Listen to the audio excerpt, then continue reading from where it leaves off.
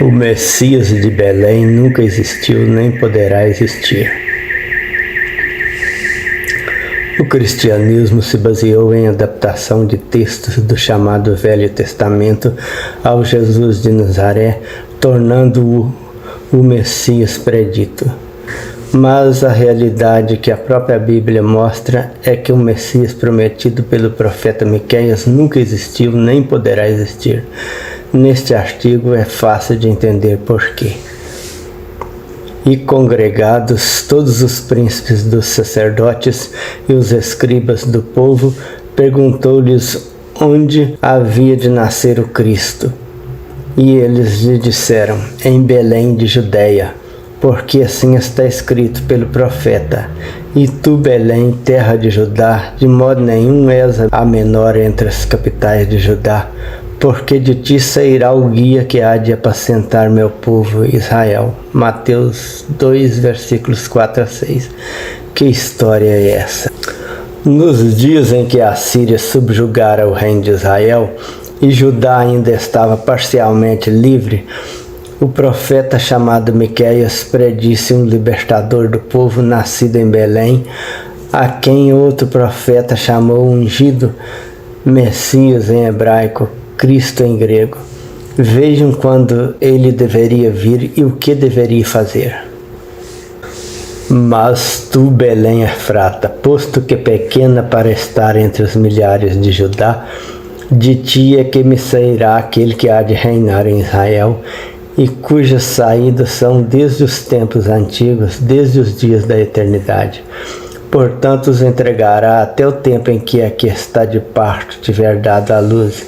Então o resto de seus irmãos voltará aos filhos de Israel, e ele permanecerá e apacentará o povo na força do Senhor, na excelência do nome do Senhor seu Deus. E eles permanecerão, porque agora ele será grande até os fins da terra, e este será a nossa paz. Quando a Síria entrar em nossa terra, e quando pisar em nossos palácios, então suscitaremos contra ela 7 pastores e 8 príncipes entre os homens. Esses consumirão a terra da Assíria a espada, e a terra de Nimrod nas suas entradas. Assim ele nos livrará da Assíria quando entrar em nossa terra e quando calcar os nossos termos. E o resto de Jacó estará no meio de muitos povos, como orvalho da parte do Senhor, como chuvisco sobre a erva que não espera pelo homem, nem aguarda filhos de homens. Também o resto de Jacó estará entre as nações, no meio de muitos povos, como um leão entre os animais do bosque, como um leão novo entre os rebanhos de ovelhas, o qual, quando passar, as pisará e despedaçará, sem que haja quem as livre. A tua mão será exaltada sobre os teus adversários, e serão exterminados todos os seus inimigos. Naquele dia, diz o Senhor, exterminarei do meio de ti os teus cavalos, destruirei os seus carros, destruirei as cidades da tua terra, e derribarei todas as tuas fortalezas. Tirarei as feitiçarias da tua mão, e não terás adivinhadores. Arrancarei do meio de ti as tuas imagens esculpidas e as tuas colunas, e não adorarás mais a obra das tuas mãos. Do meio de ti arrancarei os teus azerinhos e destruirei as tuas cidades. E com ira e com furor exercerei vingança sobre as nações que não obedeceram. Miqueias 5, versículos 2 a 15. Isso foi escrito, pelo menos está dito que foi, nos dias de Jotão, Acás e Ezequias, reis de Judá. Miqueias 1, versículo 1. Vamos ver um pouco da história para entender as palavras de Miqueias. No ano do 10º de Acás, rei de Judá, começou a reinar Oséias, filho de Elá, e reinou sobre Israel em Samaria 9 anos. E fez o que era mal aos olhos do Senhor, contudo não como os reis de Israel que foram antes dele. Contra ele subiu Salmanasar, rei da Assíria, e Oséias ficou sendo servo dele e lhe pagava tributos. O rei da Síria, porém, achou em Oséias conspiração, porque ele enviara mensagem a Su, rei do Egito, e não pagava como dantes os tributos anuais ao rei da Síria. Então este o encerrou e o pôs em grilhões numa prisão. E o rei da Síria subiu por toda a terra, e chegando a Samaria, sitiou-a por 3 anos. No ano 9 de Oséias, o rei da Síria tomou Samaria e levou Israel cativo para a Síria. Fê-los habitar em Hala, junto a Rabor, o rio de Gozã, e nas cidades dos Medos. 2 Reis, capítulo 17, versículos 1 a 6. O segundo livro dos Reis informa que no ano 10º do rei Ezequias, subiu Senaqueribe, rei da Assíria, contra todas as cidades fortificadas de Judá e as tomou. Pelo que Ezequias, rei de Judá, enviou ao rei da Assíria, a Laquis, dizendo: pequei, retira-te de mim, tudo que me impuseres suportarei. Então o rei da Síria impôs a Ezequias, rei de Judá, 300 talentos de prata e 30 talentos de ouro. 2 Reis, capítulo 18, versículos 13 e 14. Quando deveria vir o Messias? Quando a Assíria entrar em nossa terra e quando pisar em nossos palácios, teria dito o profeta. Segundo o profeta, quando a Síria tentasse dominar Judá, surgiria o Messias, o rei salvador, e a esmagaria, libertaria Israel, estabelecendo o reino unificado de Israel sobre todas as nações até os fins da terra. O reino de Judá permaneceu parcialmente livre por bom tempo. Digo parcialmente porque o povo continuava em sua terra, tendo seu rei, porém pagando tributo para a Síria. A Acaz sucederam Ezequias, capítulo 16, versículo 20, Manassés, capítulo 18, versículo 21, Amon, capítulo 18, versículo 21, e Josias, capítulo 21, versículo 24, o que determinou a reforma do templo, onde dizem ter sido achado o livro da lei de Moisés. 2 Reis, capítulo 22, versículos 1 a 8. Então disse o sumo sacerdote Euquias ao escrivão Safã: achei o livro da lei na casa do Senhor. E Euquias entregou o livro a Safã e ele o leu. Versículo 8. Dadas as incongruências existentes na história pregressa, concluíram alguns analistas que esse livro da lei não fora encontrado, mas elaborado pelos escribas do reino e posto ali à mão de Josias. Havia até a seguinte predição: e o homem clamou contra o altar, por ordem do Senhor, dizendo: altar, altar, assim diz o Senhor, eis que um filho nascerá à casa de Davi, cujo nome será Josias, o qual sacrificará sobre ti os sacerdotes dos altos que sobre ti queimam incenso, e ossos de homens se queimarão sobre ti. 2 Reis, capítulo 13, versículo 2. Tudo parece ter sido elaborado com todos os assombrosos prodígios divinos e a predição sobre Josias para levantar o ânimo do povo na luta para reunificar o reino. Após matar os sacerdotes adoradores de outros deuses e destruir tudo que estivesse ligado à idolatria, adoração que não seja Yahvé, segundo a lei do livro, Josias tirou também todas as casas dos altos que havia na cidade de Samaria e que os reis de Israel tinham feito para provocarem o Senhor à ira, e lhes fez conforme tudo que havia feito em Betel. E todos os sacerdotes dos altos que encontrou ali, ele os matou sobre os respectivos altares, onde também queimou ossos de homens. Depois voltou a Jerusalém. Então o rei deu ordem a todo o povo, dizendo: celebrai a Páscoa ao Senhor vosso Deus, como está escrito nesse livro. 2 Reis, capítulo 23, versículos 19 a 21. Ali está registrado que não se celebrara tal Páscoa desde os dias dos juízes que julgaram Israel, nem em todos os dias dos reis de Israel, nem tampouco nos dias dos reis de Judá.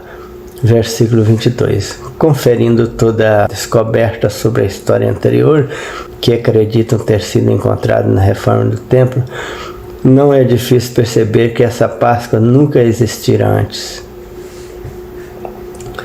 Josias estava disposto a fazer o que estava predito: buscar o restante de Israel que estava exilado na Síria e estabelecer aquele reino eterno dos hebreus.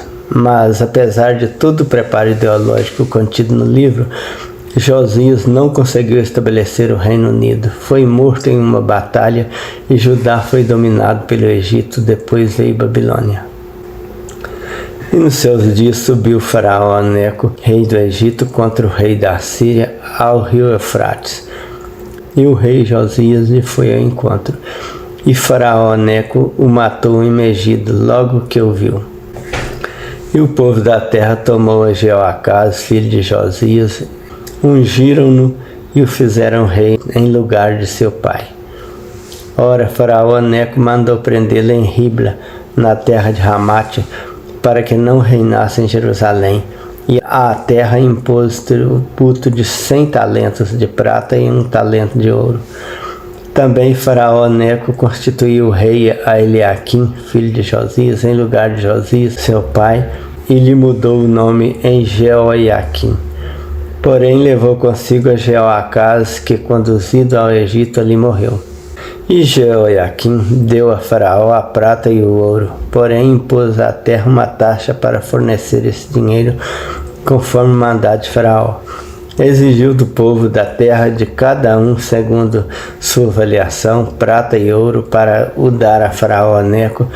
Jeoiaquim tinha 25 anos quando começou a reinar, e reinou 11 anos em Jerusalém. Jeoiaquim dormiu com seus pais, e Joaquim, seu filho, reinou em seu lugar. O rei do Egito nunca mais saiu da sua terra, porque o rei da Babilônia tinha tomado tudo quanto era do rei do Egito, desde o rio do Egito até o rio Eufrates. Tinha Joaquim 18 anos quando começou a reinar, e reinou 3 meses em Jerusalém. Naquele tempo, os servos de Nabucodonosor, rei da Babilônia, subiram contra Jerusalém e a cidade foi sitiada. E Nabucodonosor, rei da Babilônia, chegou diante da cidade quando já os seus servos a estavam sitiando. Então saiu Joaquim, rei de Judá, ao rei da Babilônia, e ele e sua mãe, e seus servos, seus príncipes e seus oficiais. E no ano 8º do seu reinado, o rei de Babilônia o levou preso, e tirou dali todos os tesouros da casa do Senhor e os tesouros da casa do rei, e despedaçou todos os vasos de ouro que Salomão, rei de Israel, fizeram no templo do Senhor, como o Senhor havia dito.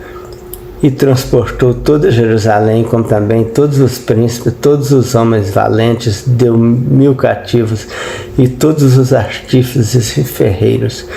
Ninguém ficou senão o povo pobre da terra. Segundo Reis, capítulo 23, versículos 29, 30, 33 a 36, capítulo 24, versículos 7 a 14.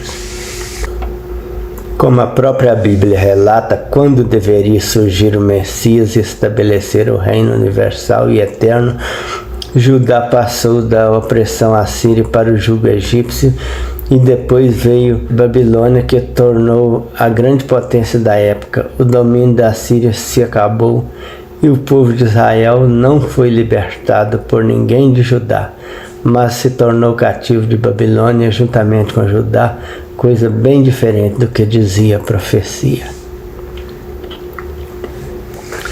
Depois da Babilônia vieram os impérios Medo-Persa, Grécia, Síria, finalmente Roma. E como a Síria já nem existia mais, deveriam perceber que não haveria o tal Messias.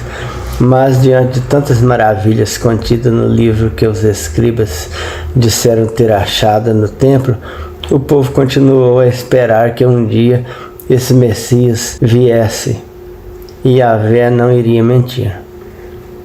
Nos dias romanos, 7 séculos após a época em que deveria vir o tal libertador, Muitos surgiram dizendo-se o Messias e todos foram mortos, executados pelos romanos.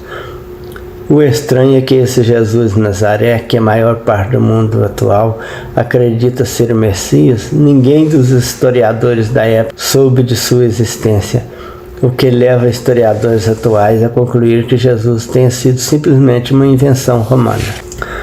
Jesus não podia ser o Messias pelas seguintes razões. A. O Messias deveria surgir quando a Síria entrasse na terra de Judá, mas a Síria se acabou sem que o Messias surgisse. B. O Messias deveria livrar o povo de Judá e reunir a ele o restante de Israel, estabelecendo um reino mundial, destruindo as nações que não adorassem a Yahvé. Mas Jesus, se tiver existido, terá vindo muito fora da época determinada, sendo morto pelos romanos e ficando seu povo em uma situação pior do que todas as anteriores, foi disperso pelo mundo. Como já disse, Jesus não teria sido o único que apareceu dizendo ser o Messias.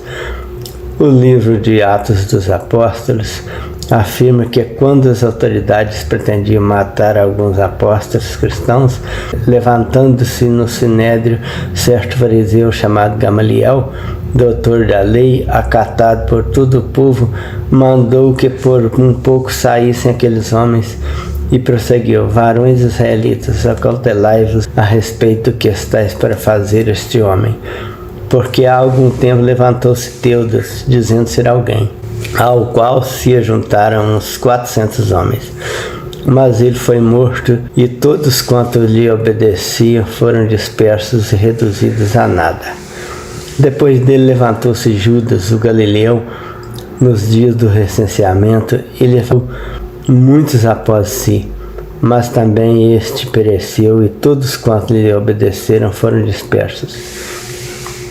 Agora vos digo, dai de mão a esses homens, e deixai-os, porque este conselho ou esta obra, caso seja dos homens, se desfará, mas se é de Deus, não podereis derrotá-los, para que não sejais porventura achados até combatendo contra Deus. Atos 5, versículos 34 a 39.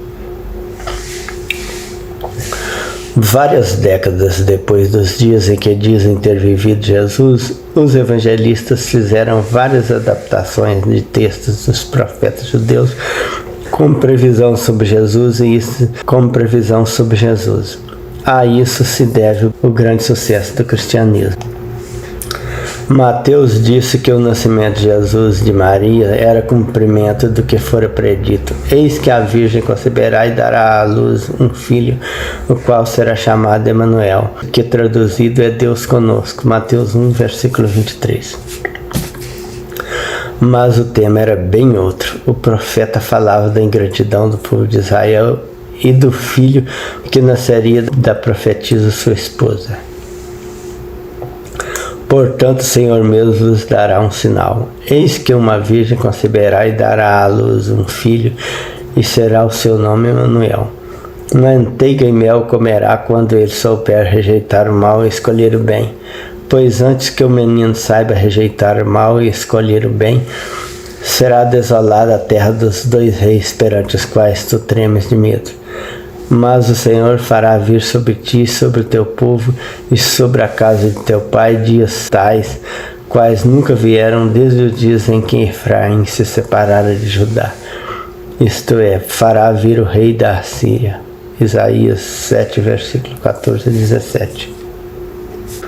Prossegue um pouco adiante. E fui ter com a profetisa, e ela concebeu e deu à luz um filho. E o Senhor me disse: põe-lhe o nome de Maher-Salal-Has-Baz, pois antes que o menino saiba dizer meu pai ou minha mãe, se levarão as riquezas de Damasco e os despojos de Samaria diante do rei da Síria. Isaías 8, versículo 13. Aí ficou mais claro de quem o profeta falava. Nada tinha a ver com Jesus, mas falava dos dias em que a Síria dominou Israel. O mesmo Mateus escreveu ainda outra referência a Jesus. E lá ficou até a morte de Herodes, para que se cumprisse o que fora dito da parte do Senhor pelo profeta. Do Egito chamei o meu filho. Mateus 2, versículo 15. Outra adaptação mais furada. Ao ler Oséias 11, versículos 1 e 2, temos: quando Israel era menino, eu o amei, e do Egito chamei a meu filho. Quanto mais eu os chamava, tanto mais se afastavam de mim. Sacrificavam aos Baalins e queimavam incenso às imagens esculpidas. Oséias está falando da nação israelita, referindo-se a seu estado no Egito. Nada de predição sobre ninguém. Essa é a mais grosseira das adaptações feitas pelos cristãos. Pedro também teria argumentado que Davi tivesse predito a ressurreição de Jesus Cristo, pois não deixará minha alma no inferno, nem permitirá que o teu santo veja corrupção. Atos 2, versículo 27. O que está escrito no Salmos 16 é um hino em que Davi expressa a sua confiança no seu Deus, que não desampararia, dizendo no verso 10: pois não deixará minha alma no Seol, nem permitirá que o teu santo veja corrupção. Nada indica ser uma predição referente a uma pessoa do futuro. Além das adaptações de textos para transformar Jesus no Messias, a nova doutrina, ressurreição dos mortos, que os judeus assimilaram em Babilônia, pareceu muito atraente aos religiosos. E assim os cristãos conseguiram convencer muita gente, e com o passar dos séculos a religião cresceu tanto que o imperador romano gostou da história e se tornou cristão, tornando o cristianismo a religião oficial, preparando o caminho para o cristianismo sanguinário que vigorou na Roma papal. E como a história já estava bem preparada havia muito tempo, o cristianismo se ramificou em milhares de religiões, tornando-se a maior religião do mundo, tudo tendo como forte base o livro engendrado nos dias de Josias.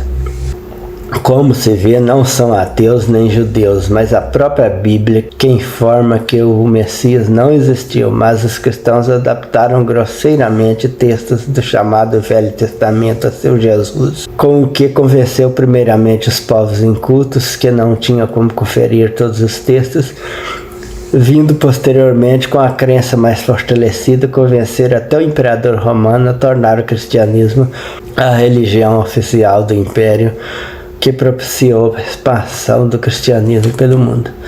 Como o Messias deveria libertar o povo e estabelecer o reino nos dias da Assíria, e a Assíria nem existe mais, isso não aconteceu.